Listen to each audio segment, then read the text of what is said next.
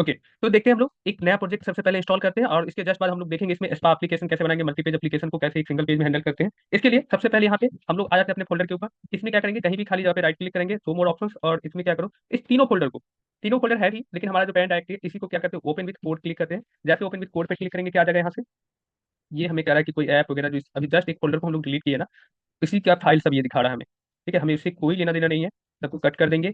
यहाँ अब टर्मिनल को हम लोग ओपन करते हैं, टर्मिनल के अंदर सिंपली CLS लिखना है। अब आपको देखो, जैसे CLS लिख कर इंटर करोगे सारा क्लियर हो गया। हम तब तक देखते हैं मेरा रिएक्ट ट्यूटोरियल भी हाँ ओपन होकर आ गया W3SP का। इसे न्यू टैब में ओपन कर लेते हैं, कंट्रोल के साथ क्लिक करोगे नहीं, ये जो आपका लिंक दिया रहता है, इससे क्या होगा, एक नया टैब ओपन होकर आएगा।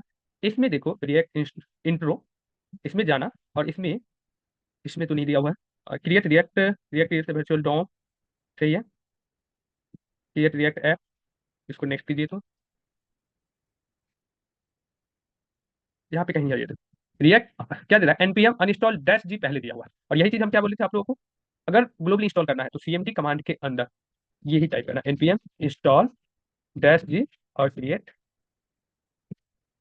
रिएक्ट डैश ऐप, बस इंस्टॉल कर देना। ये एक बार आप लोगों को कर लेना अपने कंप्यूटर पे, बार बार नहीं, बस एक रोज एक बार फर्स्ट डे कर दो, जो फर्स्ट टाइम रिएक्ट अपने कंप्यूटर पर चलाना चाह रहे हो उसके लिए है, उसके बाद फिर नहीं। उसका दोबारा दोबारा जब भी हम जो जितने भी ऐप बनाएंगे, जितना भी प्रोजेक्ट बनाएंगे, उस सब में इसको फिर से इंस्टॉल करने की जरूरत नहीं है, इसको हम नॉर्मली क्लोज करते हैं। अब हम जो अपना फोल्डर ओपन कर रखे हैं इसके ऊपर आते हैं, और यहाँ पे सेकंड टाइम फर्स्ट टाइम आप कोई भी ऐप बनाओ, मेरा फर्स्ट बन चुका है, सेकंड भी बन चुका है, थर्ड भी बन चुका है, अब फोर्थ ऐप बना रहे हैं, तब भी कोई भी ऐप नया प्रोजेक्ट जैसे बनाने जाओगे, npx क्या टाइप करोगे, क्रिएट रिएक्ट ऐप।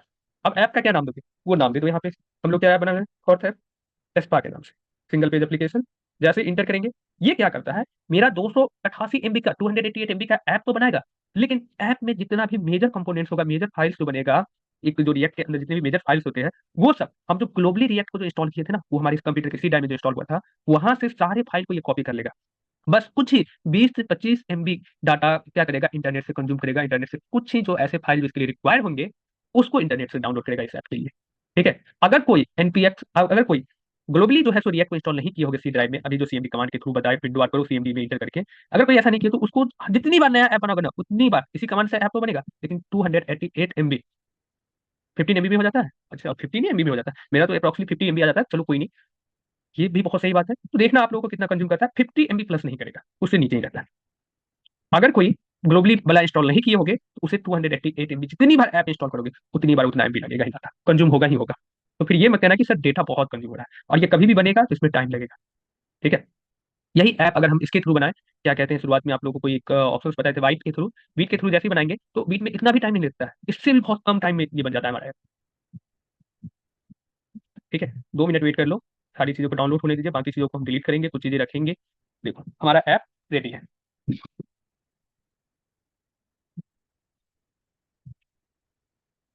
अब आप लोग क्या कर सकते हो, इस ऐप को यहाँ से CD फोर्थ ऐप पे जाओ, यहाँ से CD हैप्पी हैकिंग आ गया, इट मीन मेरा ऐप इंस्टॉल हो गया, रेडी फॉर यूज हो गया। तो अब हम इसको क्या करेंगे, CD फोर्थ टाइप करके जैसे टाइप करेंगे, ऑटोमेटिकली ये ले लेगा डॉट स्लैश स्लैश के अंदर फोर्थ, यानी कि करंट डायरेक्टरी के अंदर फोर्थ ऐप एस्पा पे जाके इंटर कर देना।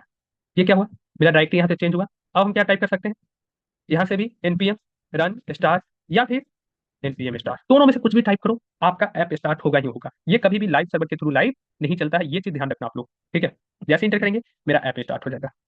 ठीक है, और ऐप स्टार्ट होकर कहाँ आ जाएगा, तो यहाँ देखना, लोकल होस्ट 3000 पे। आप लोगों को होस्ट भी चेंज करना बता रखे हैं, सेट पोर्ट से, पोर्ट नंबर कितना से कितना के बीच में ले रहा है बताइए, मिनिमम पोर्ट और मैक्सिमम पोर्ट क्या होता है। ठीक है, यहाँ से मेरा ऐप स्टार्ट हो गया। जब भी स्टार्ट होता है तो बेसिक स्ट्रक्चर कुछ इसी तरीके से आ रहा है कि एडिट SRC के अंदर app.js में जाइए और अपने फाइल को एडिट कीजिए, ये बातें हमें बता रहा है। हम क्या करने वाले हैं, ये चीजें यहाँ पे ऐसे ही चलने देते हैं, ऐप को क्या करेंगे, हाँ 10 to 65,530 बहुत सही, 9 से नहीं होता है सूर्य प्रकाश, 9 तक नहीं लेगा, 10 कम से कम टू डिजिट चाहिए, जीरो पहले नहीं आना चाहिए, यानी कि 9 से नहीं लेगा, 10 से 65,535 तक बहुत सही है। आप पोर्ट कुछ भी सेट कर सकते हो, ये भी चीज़ आप लोग को बता चुके हैं। हम चाहते हैं कि यहाँ से हम अपने ऐप को क्लोज करें और CMD कमांड के थ्रू रन करें। ठीक है, टर्मिनल से ना चला करके CMD, तो यहाँ पे अगर इस कमांड को, टर्मिनल को क्या करना चाहते हो, क्लोज करना चाहते हो, एक तो तरीका है डायरेक्टली क्लिक कर दो, दूसरा तरीका है प्रॉपर्ली ऐप को यहाँ से क्लोज करना। तो इसके लिए शॉर्टकट की क्या बता रखे हैं, कैसे क्लोज करते हैं, कंट्रोल C प्रेस करना। क्या करा, टर्मिनेट बैच जॉब, यानी कि जो भी जॉब अभी चल रहा है, जो भी वर्क चल रहा है, इसको टर्मिनेट करना चाहते हो तो यस, अभी हम क्या प्रेस किए, कंट्रोल+C प्रेस किए, कंट्रोल C से टर्मिनेट करना हो जाता है, यहाँ पे कैंसिल, वाई प्रेस करके इंटर कर देंगे, मेरा देखो ऐप जो है सो टर्मिनेट हो जाएगा। यहाँ अगर ये चल भी रहा है, देखना गूगल क्रोम पे ये अभी भी चल रहा होगा, लेकिन जब भी रिफ्रेश करेंगे या कुछ भी नया अपडेट होगा तो ये क्या कर देगा, दिस साइट कांट विलेज।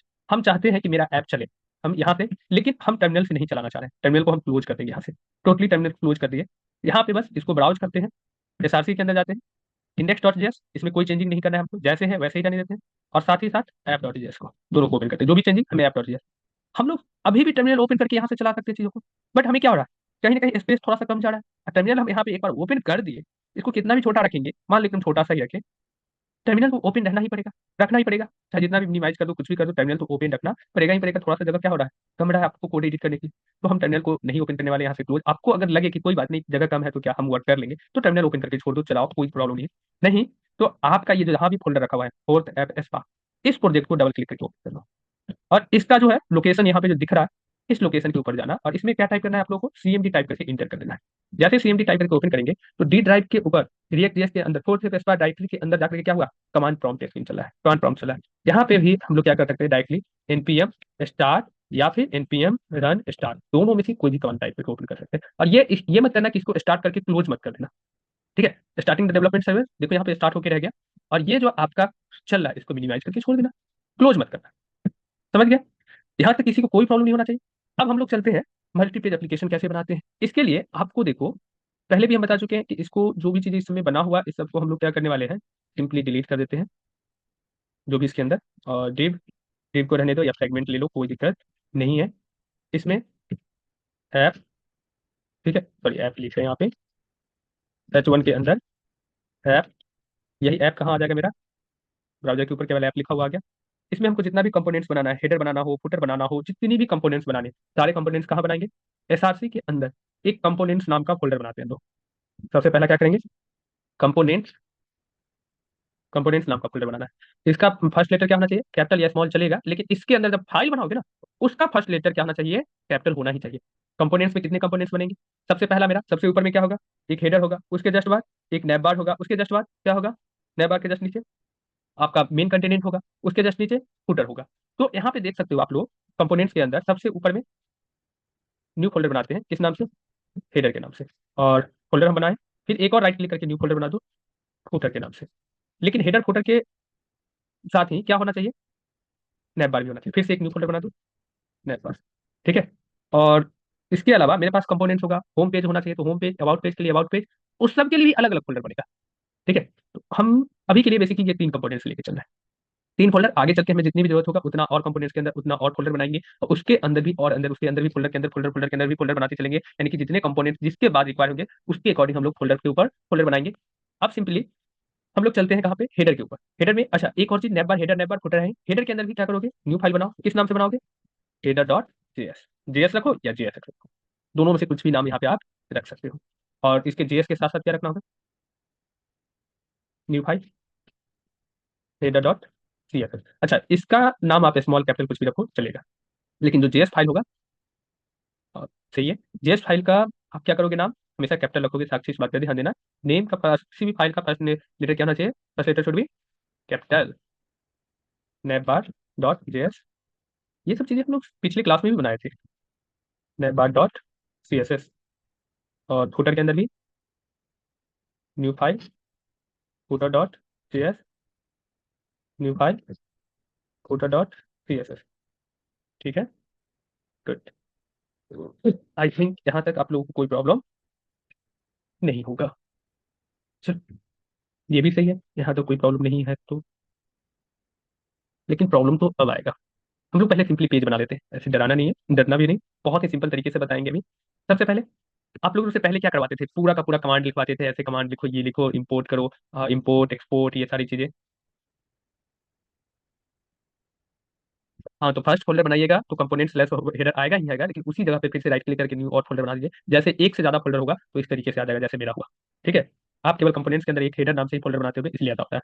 तो अब देखो यहाँ पे सिंपली क्या करना, कॉन्स्ट कर रहे हैं आप लोग ना, एक टूल्स डाउनलोड कर लेना है, एक्सटेंशन के अंदर जाना, और यहाँ पे मिल जाएगा आप लोगों का ES7, ठीक है, ES7 रिएक्ट, रिएक्ट राउटर, चलो यहाँ पे ES7 प्लस वाला कर लेना, रिएक्ट नेटिव वाला नहीं चाहिए, इसलिए मेरे में इस तरह का प्रॉब्लम आ रहा है, नेटिव वाले को हम अनइंस्टॉल करते हैं, रिएक्ट नेटिव नहीं चाहिए हमें।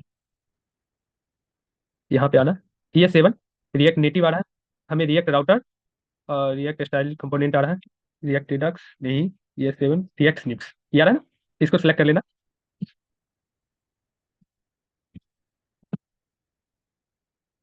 ठीक है। रिएक्ट स्निप्स नहीं, ये भी सही नहीं है। जरा 1 मिनट को रुकना, आप लोगों को कोड थोड़ा सा हम आप लिखना अब आसान कर देते हैं। React Redux style component snips, हाँ चलो सही है, रिएक्ट रिडक्स सबके लिए वर्क करेगा। इंस्टॉल कर लीजिए।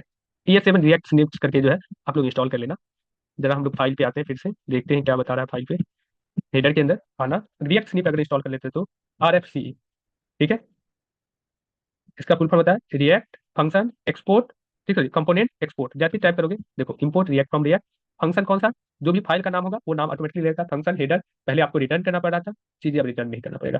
डायरेक्टली रिटर्न करके जो बेसिक कोड जो पहले हमें लिखना पड़ रहा था, अब वो लिखने की जरूरत नहीं है, ये डायरेक्टली लिखा हुआ आ जाएगा।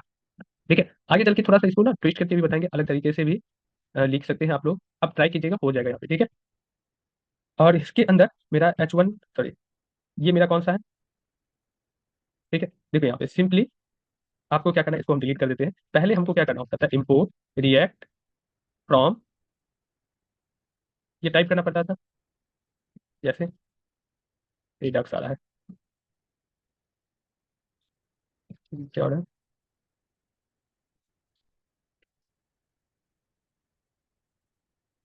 इम्पोर्ट इस मॉड्यूल से, रिएक्ट से, इसको रिएक्ट को, बस react, import react from react लिखना होता। ऐसे मतलब लिखना, सिंपली इसको लिखो, रिएक्ट फ्रॉम रिएक्ट टाइप करना होता। और उसके बाद हम लोग क्या करते थे, फंक्शन, ठीक है, उसके बाद ऐप को डिफाइन करते, हेडर, फिर इसके अंदर रिटर्न, ठीक है, पैरेंथेसिस, पैरेंथेसिस को ऑन ऑफ, स्टार्ट इन, और इसके अंदर क्या होता है हम लोगों को, इस तरीके से हम लोग कोड के स्टार्ट करते हैं। और जो भी कंपोनेंट्स हम यहाँ बना रहे हैं, या तो हमें इसके यहाँ पे एक्सपोर्ट लिखना होता है, एक्सपोर्ट डिफॉल्ट, यहाँ पे डायरेक्टली हम एक्सपोर्ट कर सकते हैं फंक्शन को। कोई भी कंपोनेंट, कोई भी फंक्शन बनाओ, इसे एक्सपोर्ट जब तक नहीं करोगे तब तक दूसरे फाइल के अंदर से इंपोर्ट नहीं कर सकते। या तो डायरेक्टली आप एक्सपोर्ट करो, या फिर, ठीक है, या फिर आपको क्या करना है, इस चीज को, इस कमांड को यहाँ ना लिख करके सबसे लास्ट में अब क्या करोगे, टाइप करोगे एक्सपोर्ट डिफॉल्ट, कौन सा फंक्शन है, मेरा हेडर है, तो हेडर को क्या करोगे यहाँ पे सेमीकोलन से क्लोज करो, या नहीं करो चलेगा यहाँ पे। ठीक है, ये कोई आपका क्या है, फ्रेमवर्क नहीं है, लाइब्रेरी है। इसीलिए लाइब्रेरी और जावास्क्रिप्ट भी क्या होता है कि हमारा थोड़ा सा ये क्या होता है, स्ट्रिक्ट लैंग्वेज नहीं होता है।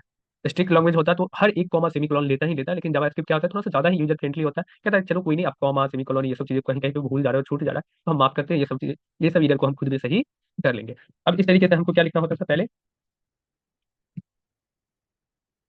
H1 हेडर, इस तरीके से कॉल करना होता है। लेकिन ये सारी चीजें अगर हम चाहते हैं कि नहीं, एक कमांड लिखे और लिखा हुआ आ जाए, तो उसके लिए क्या करना है, रिएक्ट फंक्शन, इसके अलावा कंपोनेंट एक्सपोर्ट, RFCE रख लो, RFC। सबसे पहला इंपोर्ट रिएक्ट फ्रॉम रिएक्ट, उसके बाद फंक्शन डिफाइन करते हैं, उसके बाद उसके अंदर कंपोनेंट्स बनाते हैं, फंक्शन के अंदर कंपोनेंट्स, और उसके बाद क्या करते हैं, एक्सपोर्ट करते हैं। तो वही चीज है, RFC react function component export, type कर दो। इंपोर्ट रिएक्ट फ्रॉम रिएक्ट, ये सब कुछ लिखा हुआ आगे, कुछ करना है क्या, कुछ नहीं करना है। सबसे पहले import react, R for react, import react, उसके बाद F फॉर फंक्शन, उसके बाद C फॉर कंपोनेंट, उसके बाद E फॉर एक्सपोर्ट। हो गया, क्यों हो रहा है, क्योंकि हमने अभी प्लगइन्स के अंदर जाके, एक्सटेंशन के अंदर जाकर के क्या किए, ES7 रिएक्ट रिडक्स सिंटैक्स को हम लोग इंस्टॉल किए। एक एक्सटेंशन को इंस्टॉल किया, कौन सा है, ES7 react Redux style component script को हम लोग इंस्टॉल किए। ठीक है, कोई भी देख लेना एक अच्छा सा। ठीक है, अब यहाँ पे देखो, जब मेरा ये सब फाइल बन ही चुका है, हम लोग अपने फाइल के ऊपर आ जाते हैं नॉर्मली, और इसमें जाते हैं, ये सारा कंपोनेंट्स भी बहुत अच्छे से बन रहा है। अब इसके हेडर डॉट जेएस के अंदर जाना। अच्छा, एक और चीज, कभी भी हेडर कंपोनेंट्स बनता है या फुटर बनता है, तो क्या उसका स्टार्टिंग हम लोग किसके अंदर, डिव के अंदर रखते हैं, या हेडर नाम का हमारे पास एक टैग ही होता है, तो हम लोग उसको यूज करेंगे, या डिव को यूज करेंगे, हेडर नाम के टैग को यूज करेंगे।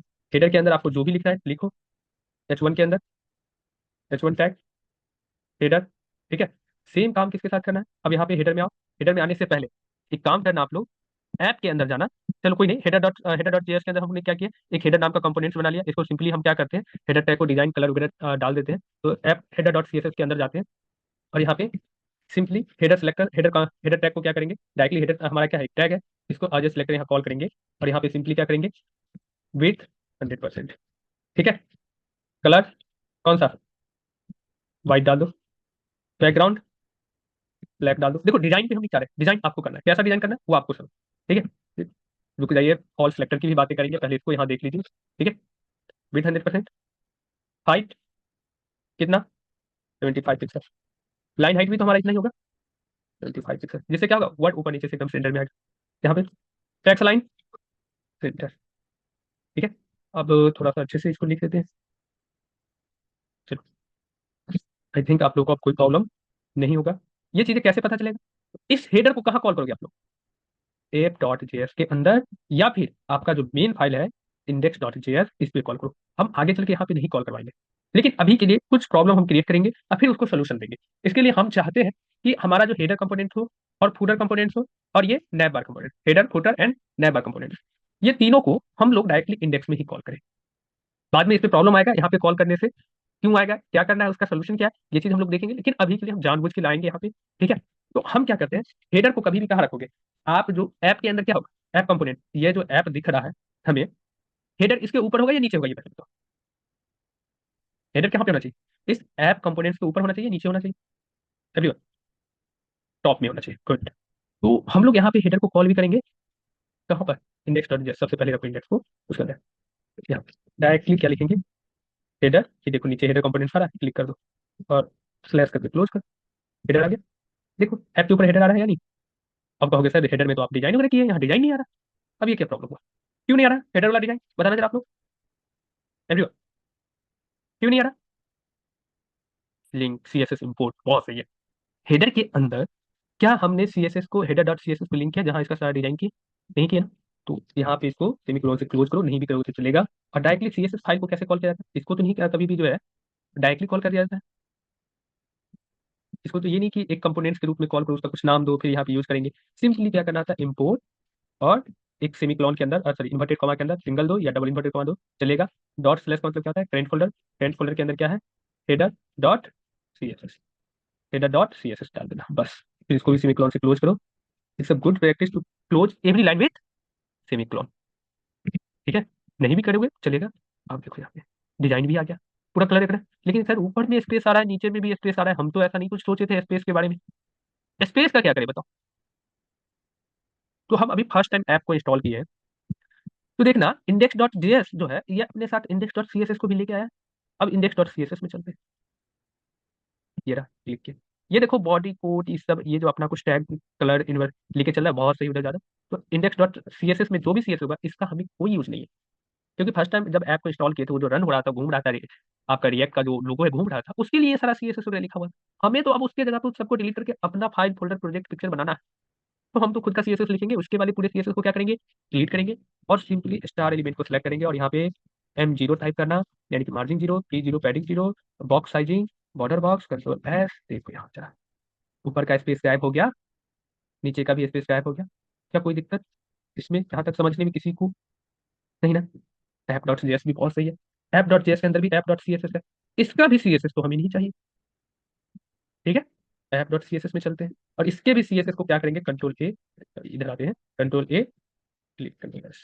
ठीक है, तो आई थिंक आप लोगों को यहाँ तक प्रॉब्लम नहीं होगा। या तो आप इंडेक्स डॉट में जाकर के ये ऑल एलिमेंट सेलेक्टर, लेकिन ये इंडेक्स में ये चीज लिखना, बाकी जितने भी सी एस एस जो यूनिवर्सली आपके यूज में आने वाले हैं उसको आप app dot C S S के अंदर लिखना, या फिर कुछ और भी ज्यादा इंपॉर्टेंट लगेंगे। देखो कुछ जो है प्रोजेक्ट बनाने से पहले भी कुछ स्पेशल टाइप का सी एस एस क्लास वगैरह जो है हम लोग सबसे स्टार्टिंग में लिखते थे प्रोजेक्ट में, तो वो सब यहाँ लिखे हैं। उसके बाद जो इंपॉर्टेंट होगा, जिसका सेकेंडरी इंपॉर्टेंस होगा, वो आप app dot C S S के अंदर लिखना। अब बाकी सारे जो सी एस एस होंगे वो सब अपने अपने देखो, जैसे हेडर से रिलेटेड सी एस एस चाहिए तो हेडर में, और जैसे मान लो H1 का कलर ही चेंज कर देना, H1 का डिजाइन कलर स्टाइल चेंज कर देना, तो वो आप क्या करोगे, index dot C S S के अंदर कर दो, क्योंकि ये हर जगह इंडेक्स में यूज आने वाला है।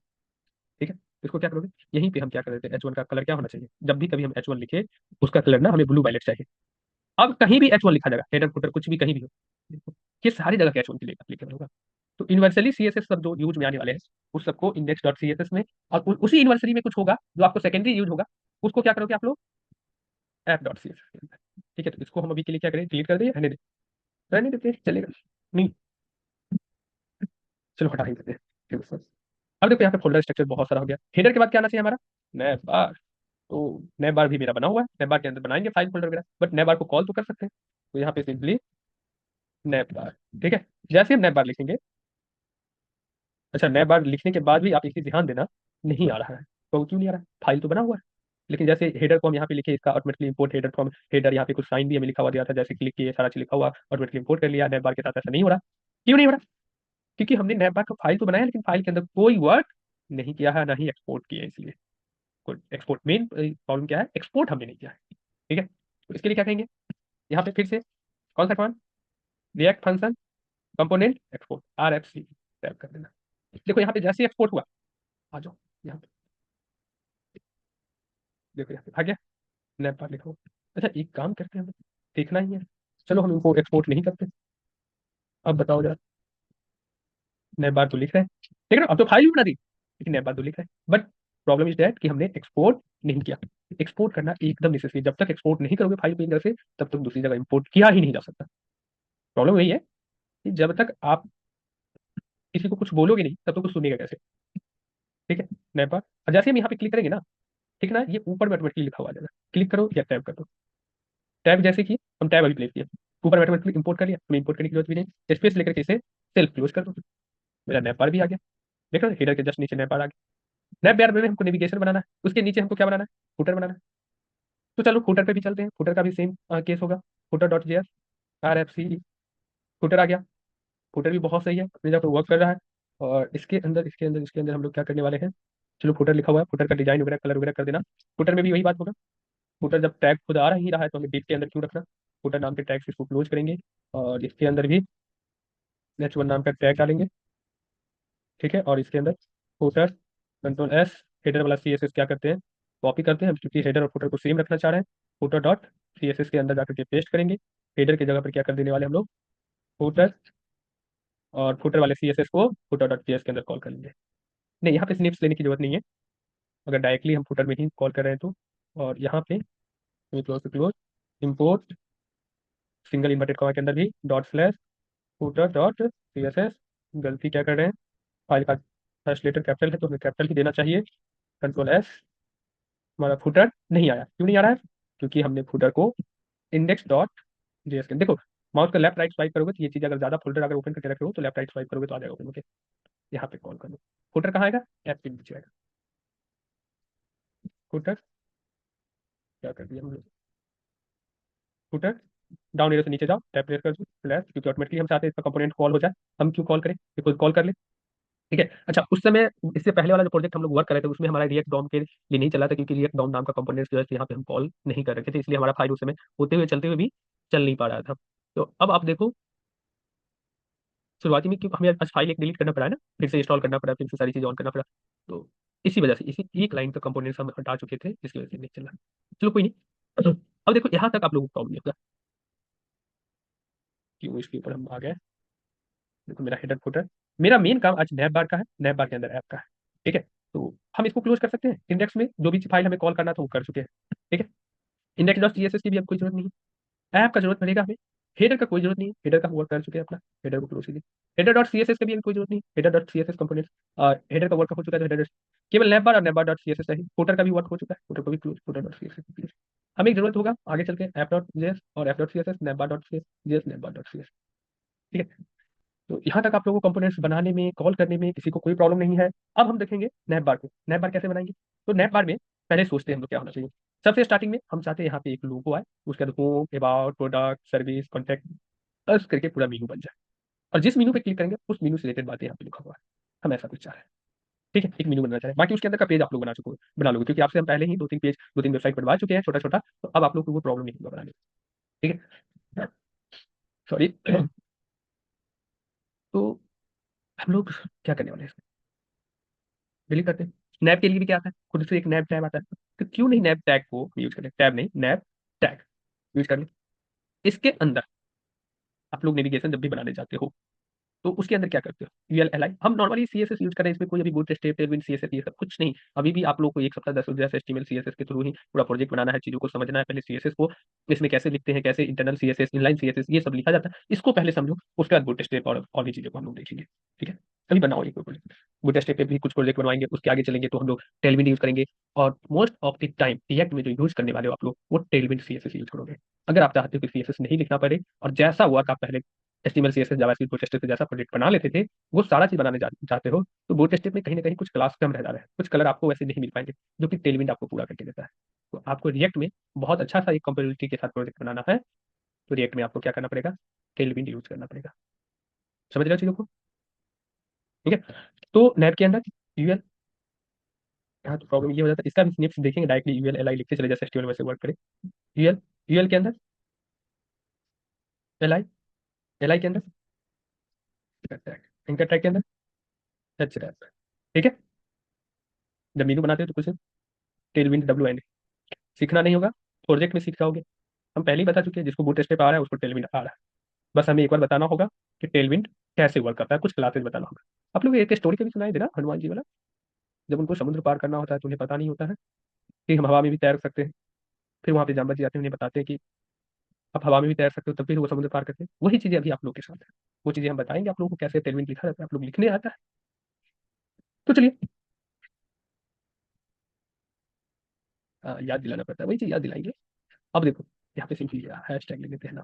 देखेंगे हैश टैग होम, ठीक है।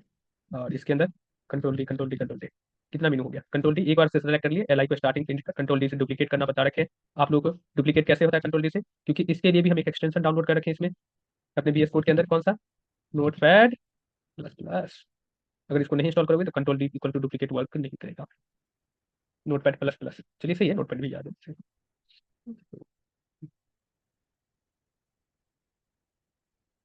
स्निप्स का यहाँ साइन आ रहा है ना, इसका शॉर्टकट की क्या है, कुछ भी शॉर्टकट की नहीं है, note pad plus plus type करना ही पड़ेगा। चलो, अब यहाँ पे एंकर टैग होम, ये सही है। होम के अलावा और क्या बताते हैं? होम प्रोडक्ट, ठीक है। सर्विस, और क्या आ जाएगा? सर्विस के अलावा बताना जरा। कैटेगरी,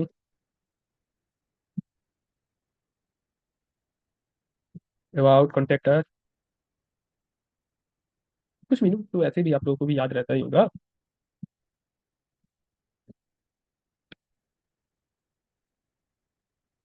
गैलरी, गैलरी पैकेज दो, अबाउट बस, चलेगा। हाँ, काफी हद तक स्मार्ट नहीं बनाना, इतना भी आगे भी नहीं जाना है। इसको डिजाइन कर लोगे आप लोग।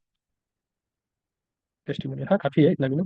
अब देखो जरा, ये तो आ गया मेरा, सारा मीनू आ गया। लेकिन हमको कुछ ऐसा चाहिए, तो क्या करेंगे? कुछ नहीं, नैब बार सीएसएस में चलते हैं, नैब को सिलेक्ट करते हैं, और सबसे पहले नैब बार में यहाँ पे इंपोर्ट कर लेते हैं dot snap dot C S S को, sorry nav bar dot C S S, इसको इंपोर्ट करेंगे, ठीक है। इसके अंदर सबसे पहले width 100%, height 50 pixel, line height, क्योंकि हम वर्ड को भी तो चाहेंगे एकदम सेंटर में आ, 50 पिक्सल आ गया। अच्छा, ये बताओ, जितने भी एंकर टैग है, इसमें बार बार हमको नीचे से क्या होगा, अंडर स्कोर आएगा। हम ऐसा तो नहीं चाहने वाले।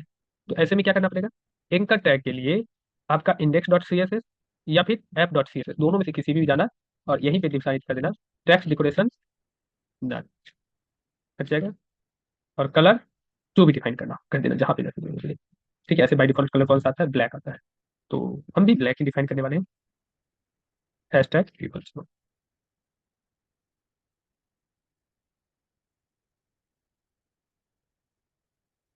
स्पेस क्यों आता है ब्राउजर पर? कहाँ स्पेस आ रहा है? एकदम सही तो है, मैं तो नहीं लग रहा कि ऐसा कहीं भी स्पेस आ रहा है। लाइन हाइट जो दे रखे। अब यहाँ पे डिस्प्ले फ्लैग्स, देखो सब एक लाइन में दौड़ा हुआ आ जाएगा। ऐसा नहीं है, क्यों नहीं है? क्योंकि ये डिस्प्ले फ्लैग कभी भी पेरेंट एलिमेंट के ऊपर वर्क करता है, पेरेंट के पेरेंट पे नहीं करेगा। प्लॉट लेफ्ट भी नहीं वर्क करेगा।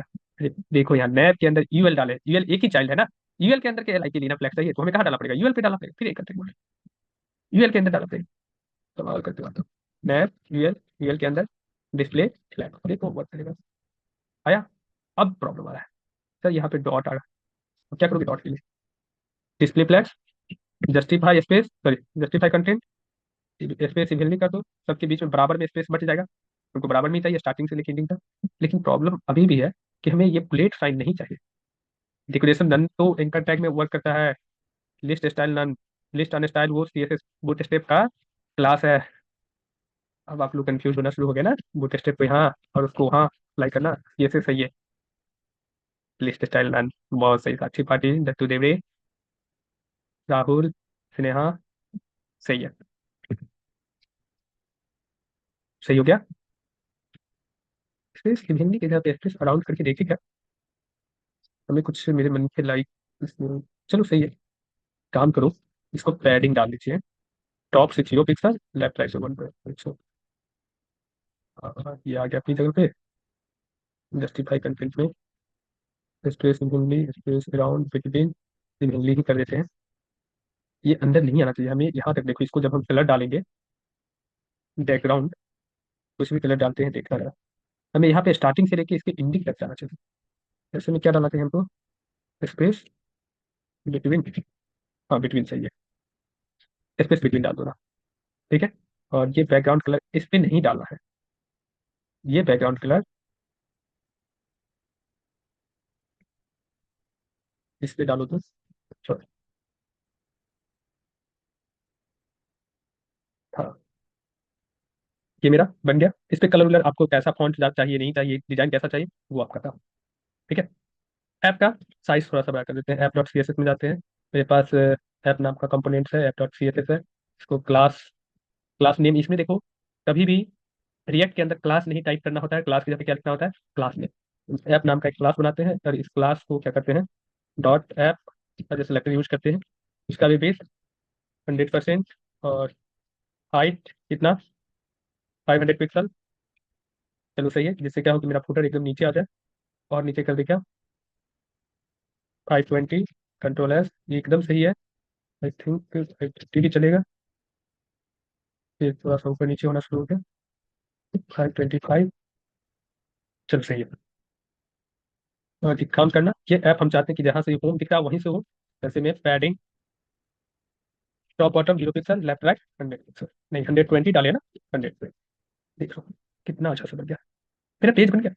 ठीक है, लेकिन हमको क्या है, होम पे है, होम आ रहा है, प्रोडक्ट पे प्रोडक्ट है, सर्विस पे जाए सर्विस आ जाए, गैलरी पर जाए गैलरी आ जाए, जिस पर जाए वो कंपोनेंट्स आ जाए। तो इसके लिए क्या करना पड़ेगा आप लोगों को, यहाँ ऐप डॉट जेएस या किसी में भी रहो, कहीं भी रहो, कोई फर्क नहीं पड़ रहा। आपका यहाँ पे कंपोनेंट्स इधर चल रहा है ना, ये वार्निंग वार्निंग वार्निंग, अच्छा इसको चलने दो ना, क्या ही ज्यादा वार्निंग दे दे रहे हैं। ठीक है। ठीक है, तो मिनिमाइज कीजिए या फिर यहीं से टर्मिनल ही ओपन कर लीजिए। टर्मिनल पर सिंपली क्या टाइप करना है, कौन सा ओपन है, अरे हमें अभी इसे फोर्थ को ऐप पे जाना पड़ेगा। और देख रहे हैं ना, एक बैक डायरेक्टरी ओपन हो रहा है, तो C D fourth enter, open हो गया। इसमें टाइप कर देना npm i react router dot. ये क्या करता है, देखो रिएक्ट के पास ये पावर नहीं होती है कि अगर आप एंकर टैग से कोई भी यहाँ पे लिंकिंग करते हो, नैप बार में लिंक करते हो दूसरे पेज को, यहाँ पे मान लो जैसे होम डॉट जेएसएफ या कुछ भी डाल देते हैं, उस पेज को ओपन कर दे, ये इसके पास इतना क्षमता नहीं होता, इसके पास ये पावर नहीं होती, इसके पास ये फंक्शनलिटी नहीं होता। ऐसे में हमें क्या करना होता है कि हमारे अपने लाइब्रेरी के अंदर, रिएक्ट के अंदर एक और नया लाइब्रेरी इंस्टॉल करना पड़ता है, एक और नया सॉरी कंपोनेंट्स इंस्टॉल करना पड़ता है, जो रिएक्ट के द्वारा ही बना के दिया गया है, वो रिएक्ट राउटर डॉम के नाम से। तो आप सिंपली npm i या npm इंस्टॉल करो, और यहाँ पे लिखना रिएक्ट राउटर डॉम, बस टाइप करके इंटर कर दो। ये थोड़ा सा टाइम लेगा और आपके पेज में इंस्टॉल हो जाएगा, पेज में नहीं, आपके ऐप के अंदर। ये जो है सो ऐप क्या होगा, एक नई फंक्शनलिटी इंस्टॉल हो जाएगा, जो क्या क्या काम करेगा, आपको पेज को नेविगेट करने में हेल्प करेगा। एक पेज से दूसरे पेज पे जाने के लिए आप जो लिंकिंग करते हो मल्टीपल पेजों को आपस में एक, उस वर्क को पूरा करने में ये हमें हेल्प करेगा। अब जैसे हम इसको इंस्टॉल करते हैं, ठीक है, अब इसको टीएलएस करते हैं, हमको कैसे पता कि सर इंस्टॉल हो गया। इसके लिए एसआरसी को थोड़े टाइम के लिए हम क्या करते हैं, ये जो पूरा ओपन था, एक्सपेंड था, इसको कोलैप्स करते हैं। और आप लोगों को देखो, कंप्यूटर के अंदर जो जो भी सॉरी रिएक्ट के अंदर कौन कौन सा लाइब्रेरी इंस्टॉल हुआ है, कौन सा नहीं इंस्टॉल है, इसके बारे में अगर जानना हो तो आपको जाना है पैकेज डॉट जेसन नामक फाइल के ऊपर। यहाँ पे जैसे ही जाओगे, ये पहले से ना, जब तक हम अगर अभी इंस्टॉल किए थे, हमें पहले ही ओपन करके दिखाना चाहिए था, या आप लोग जब नया फाइल ओपन करोगे ना, इंस्टॉल करोगे ना, तो देख लेना पैकेज डॉट जेसन के अंदर ये npm react router, npm react router DOM को जो इंस्टॉल किए, उसकी वजह से ये चीजें आ रहा है। अगर आप लोगों में नहीं है, आप लोग फर्स्ट टाइम ओपन करोगे, देखना ये चीज नहीं रहेगा, तो इस चीजों को हमें इंस्टॉल करना पड़ेगा। क्या ऐसा एक ऐप में कर लिए तो सारे में आ जाएगा, नहीं बिल्कुल नहीं। जिस ऐप में वर्क करेगा, जिसमें जैसे लाइब्रेरी की जरूरत होगा हमें, उसे हम इंस्टॉल करेंगे, तभी जाके ये वर्क करता है, अदरवाइज ये वर्क नहीं करेगा। ठीक है, तो यहाँ तक चीजें आप लोग को समझ में आया। समझिए। ठीक है,